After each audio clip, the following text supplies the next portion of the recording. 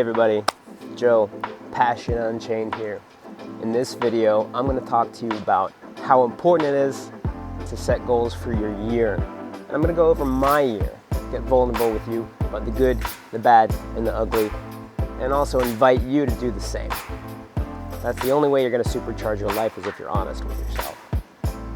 Stay tuned. My mission is to help people unchain their passion and build a life they truly love, on their own terms, for themselves. So many people live a life for other people. They have an idea about what they're supposed to do, and they don't have the courage or the support or the guidance necessary to do it, and they end up just falling into a pattern, living a life that's not their own. It really saddens me, and I've found my purpose in building a life I love and helping others build their own ideal life for themselves from the ground up. I have 3 core beliefs that fuel this. Number 1 is that life is meant to be enjoyed, not just survived. Number 2 is that as long as you're not directly harming others, there's no right or wrong way to live your life. And number 3 is that with enough resourcefulness, any lifestyle is possible. Part of that third point is that you need to have a goal. You need to be clear about what it is that you want in life. If you're not clear, then you're not going to be going after it. You're not going to be directed towards it. You're going to be just flailing or drifting. You need to know what it is that you're looking for.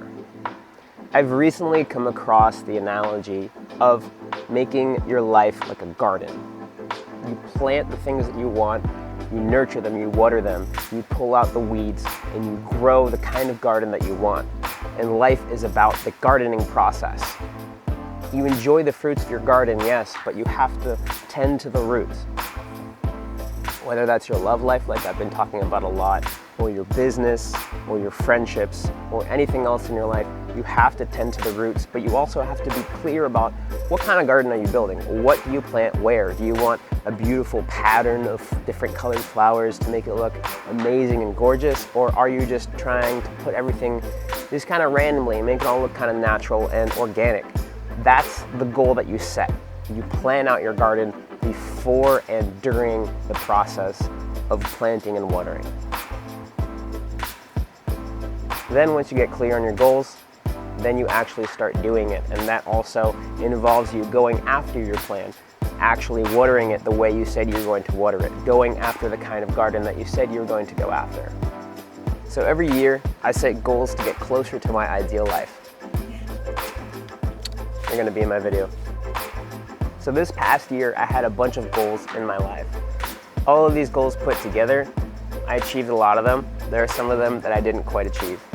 Some of the other things that did happen is I wanted to pay off my car loan, and then also a different business loan that I'd taken in order to get myself to this place. I paid off that loan, I paid off my car loan as well. It was also important for me to get a vasectomy. That's one of the things in my future. I don't see kids as part of my future. And I wanted to make it easier for me to live the life that I wanted without worrying about my whole plan becoming derailed. So I ended up taking action on that. I'm actually in the latter end of the recovery from that, and it's gone a lot easier than I expected. It's a very simple procedure, and I was really nervous, but it ended up working in the end. And if in the future I do change my mind, it is possible to get in vitro fertilization. I thought that it was impossible unless you got a vasectomy reversal, but it turns out that in vitro fertilization is a very reliable way to have kids, even if you have a vasectomy. So it's not totally off the table, but the good news is that if I were to have kids, it would be 150% intentional. I can't do it accidentally. It's not possible for me anymore to do it accidentally, which is a huge win for me. I don't think I'll change my mind, but I still have that door open to me if I so choose. For my business, I wanted to build Dating Unchained to my first $10,000 revenue month, which I've achieved many times over. That said, in the second half of the year, I wanted the average to be $10,000 of revenue, which didn't happen. It got close, but it didn't quite hit there. That's one thing that I tried to do, but wasn't able to achieve this year. I also wanted to hire out my first photographer to help me do photo shoots. That didn't happen this year either. And that is just how things go sometimes. There's a phrase I really like where you overestimate what you can achieve in 1 year, but you underestimate what you can achieve in 10. And that is very true for every single time I've done yearly goals. I have a list of things that I want to achieve, and I achieve up to maybe 2/3 of them. I might overestimate what I think that I can do in a year. But that said, if I look 10 years ago, I could not imagine me being where I'm at right now. So it helps me to take a moment of reflection and be like, I'm really, really grateful for where I'm at. I have a business that's paying my bills and then some, at least double my expenses every single month. And it makes me super happy and super excited. I have my freedom. I have my creative expression. I have a loving girlfriend. And I have, even though I didn't achieve the specific sex life goals that I had at the beginning of the year, I achieved an awesome sex life that we both enjoy together. There's a lot of things in my life that I have that I can be grateful for. I have an amazing group of friends that are like a family to me, people that inspire me to be a better person and to be amazing and be all I can be, and they love me for who I am. And this group of support, it fills my life with joy, and that's one of the things that I hadn't had most of my life, a true group of friends that I love, that are great people, that really have my back. And I have that. I have a stable financial life while also keeping my freedom, and I have an awesome, loving relationship with a lot of excitement in it. These are things that I couldn't dream of even 5 years ago. So having everything that I have, even though I didn't achieve everything, it's important to take some perspective. Remember that you're going to overestimate what you might do in a year, and be okay if you don't hit everything. Do your best to hit everything, but don't be too hard on yourself if you don't, because what really matters is that you are enjoying the state of being a gardener. In building your ideal life, in building the life of your dreams, it's really about being the gardener rather than actually achieving it. You don't get mad at your garden if it doesn't grow the way you want it to. You just tend to the roots. And in tending to the roots, that's your task. And that's what you get joy in. So some of my goals for next year, one of the most important things for me is I want to get my revenue to 10K a month on average. That was the goal for the last half of this year. I almost got there for the last half of this year. I want my average revenue to be 10K a month. I also want to at least 1 month hit 20K in revenue. I also want to pay off the majority of my loans. I paid off a lot of my loans last year. I have more loans to pay off. Getting to where I'm at, I failed at business for 6 years before even starting this photography business, before even starting Dating Unchained.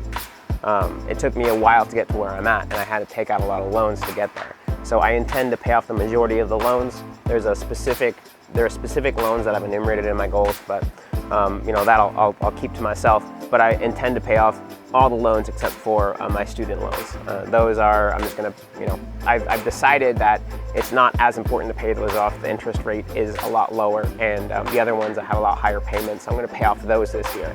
That's one of my goals.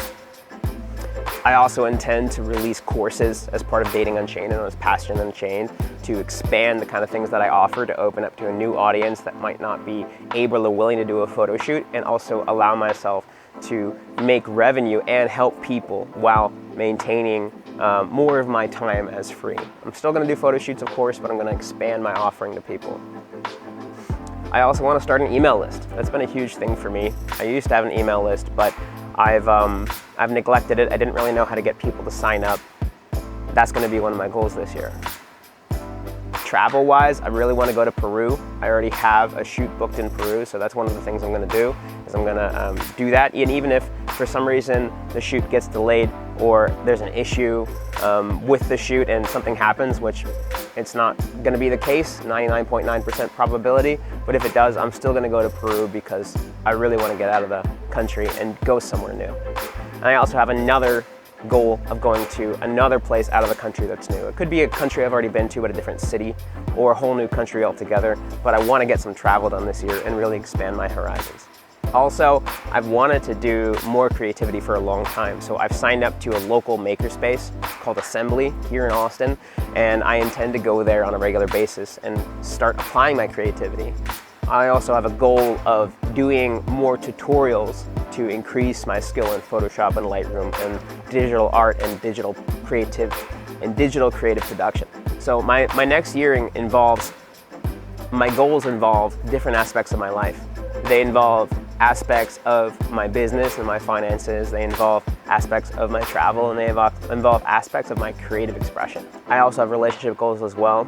And for the moment, I'm going to be keeping those between me and Tracy, but I might be open about them in the future. We'll see what happens with that. That's not just with me trying to make it comfortable for her. I also found that for myself, keeping most of the details of my relationship to myself and to my close friends is a lot more fulfilling.